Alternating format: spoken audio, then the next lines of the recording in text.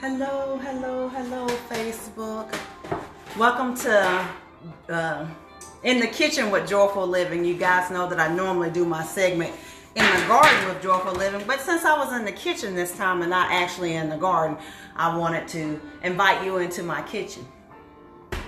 So while we've got a little bit of time waiting for some people to join us, I have my music on that I often put on when I'm cooking or something of that nature, and just let some jazz play in the background. But I am actually getting prepared for Thanksgiving now. And I know how to cook, but I'll be honest with you, cooking is not one of my favorite things to do. So at Thanksgiving time, I simply send my niece Jessica a text and say, what do you want me to bring? And at which time she'll list one or two, maybe three things, and I'll prepare those. But as far as cooking a full Thanksgiving dinner, I know how to do it. I'm just not going to. So please let me know if the music in the background is too loud. So while I am preparing my dessert this evening, which this is a super simple dessert to make. So I happened upon it by accident a couple of years ago. I needed something to take to an event that was easy to do and then didn't require a whole lot of time. And it's a simple dump cake. But this one is a pear and an apple one. So you use apple pie filling and then sliced pears, canned pears that are in the light syrup. And then you put those in a pan and you top it with cake mix, pecans, and butter, and voila, there you have it, a simple, easy dessert. So I was so happy. Hi, Judy. I was so happy when my niece said, can you bring that pear and apple dessert thing that you made last year? I'm also going to be doing our appetizer, our spinach and artichoke dip.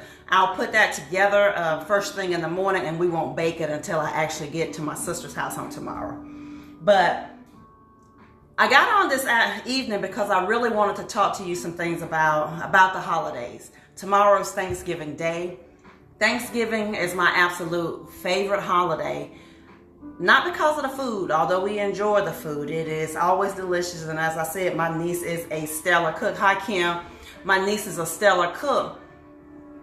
But the holidays, they're a joyful part of the year. We all excited. We have lots of parties to attend, and we are just really into the season. But I wanted to get on today to remind everyone to make sure that you are checking on your friends during this holiday season. Checking on the elderly people in your family, your aunts and your uncles, or whoever it may be. Because although this is considered to be the joyous time of year, it is also a time of the year where you have a lot of depression because people are, whether they are single or divorced or they are grieving. This may be the first holiday that they are experiencing without a parent or without a child. So depression during the holiday season from Thanksgiving to New Year's, good. Hey Jay, how are you?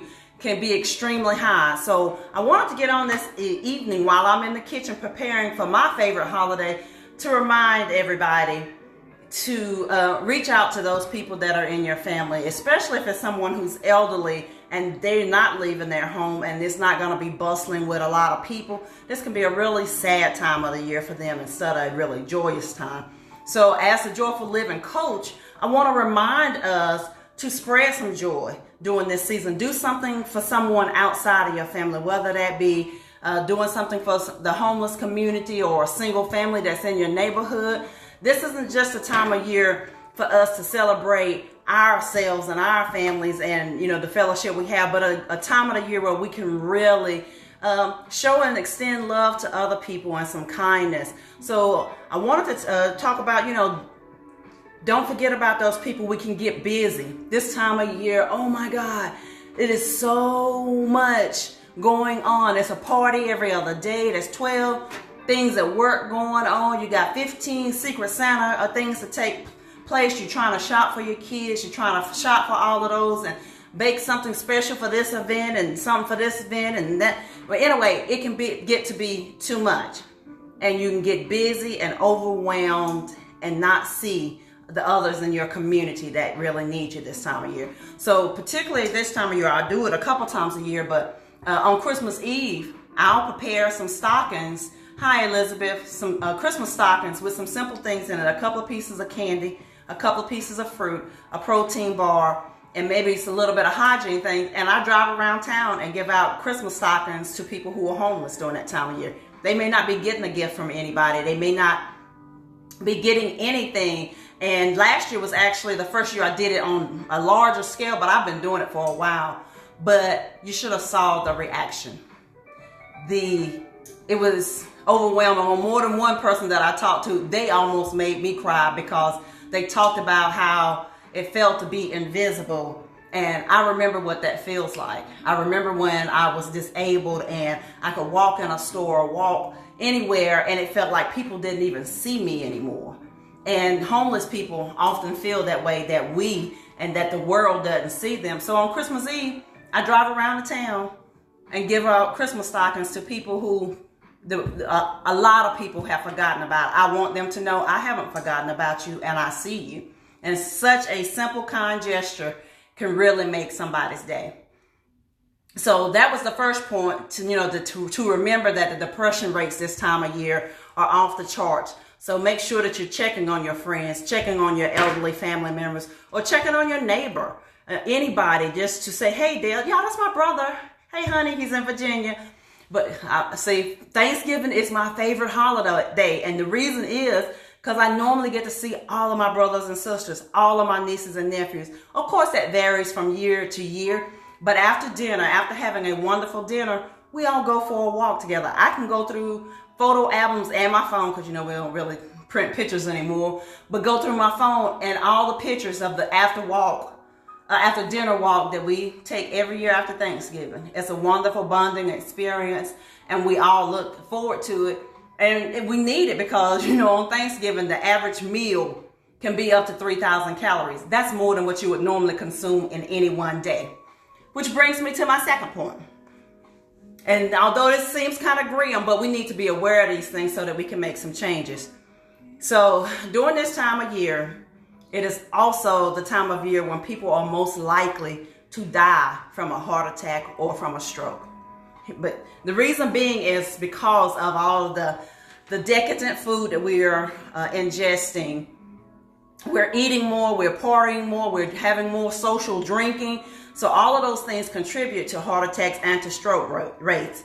But here's the other contributing factor to that is if someone starts experiencing pain on Thanksgiving or Christmas Day, they are far less likely to say something because they don't want to ruin Thanksgiving. Hey, Dion. Hey, Jacqueline, Mother Jackie. They don't want to ruin Thanksgiving dinner. They don't want to ruin Christmas Day. So although they may be having pain in radiating pain in their arm for a man or a jaw pain for a woman, they may be experiencing that pain, but they are far less likely to say anything because they don't want to ruin the holiday. And by the time somebody realizes they're in trouble, or by the time they go to the emergency room, it's already too late.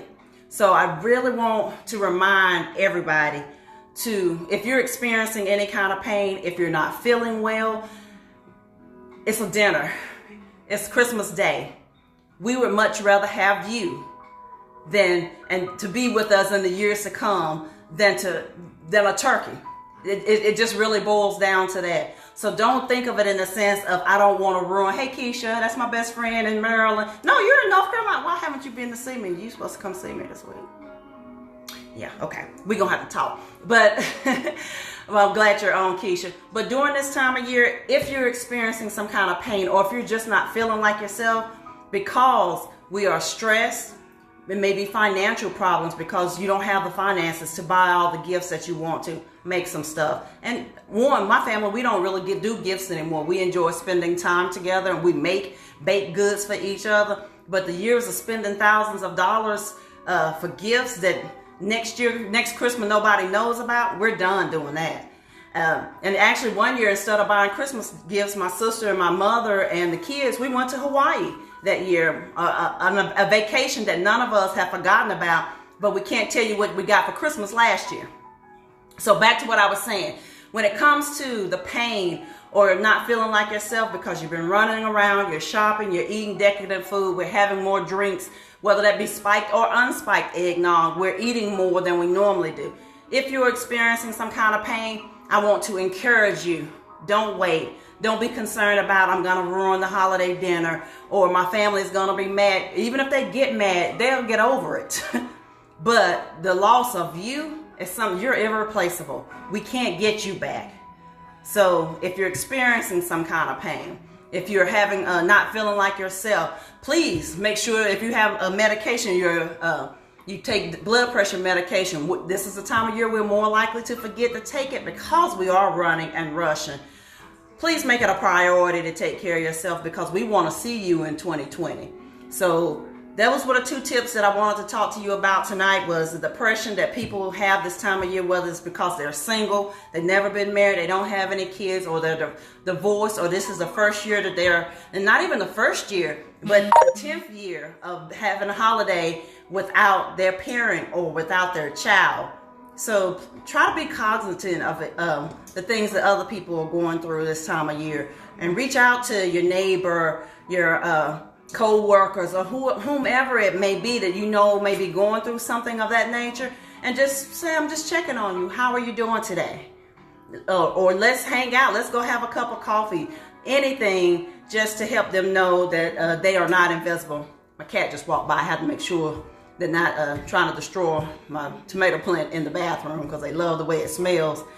But and then the second thing was about the heart attack rates and stroke rates of this time of year. Guys, take care of yourself. If you're feeling any kind of pain, go to the hospital immediately. Go to the emergency room or call the paramedics. Don't wait. Those things, they're too important to wait on, and I want to have you here. We want 2020 to be a joyful and exciting and exuberant year, but if you're not here, we don't get to experience those things with you. So check on your friends, and if you're feeling any kind of pain or anything of that nature, go to the emergency room. Call the paramedics. And because in 2020, there are going to be some great things to happen, but in order for you to experience them, hey, Tara, you got to be here. I miss somebody. Hey, Latrenda. So, guys, thank you for watching In the Kitchen with Joyful Living. You know, I'm normally in the garden, but I'm in the kitchen tonight making my couple of little dishes that I'm going to take to Thanksgiving dinner on tomorrow. And I'm so glad my niece Jessica has taken over the cooking. She did that a number of years ago because I don't know if you all are aware, but my sister, she has MS, and then I was suffering with chronic pain. We couldn't help her. So after we got better, she said, here, you contribute this, but I still got it. I'm like, whew, thank you. Because although I can cook, it is not a passion of mine. I know a lot of great cooks, a lot of great bakers, and when I need something, I call on them because I would rather not be in the kitchen. But so I'm gonna turn my music back up and finish making my 2 cakes for tomorrow and putting my spinach and artichoke dip together. Guys, I hope you have a great Thanksgiving. I love you. I will talk to you soon. And again, check on your friends and family members. And if you're not feeling well, go to the doctor. All right, I will talk to you soon. Bye-bye.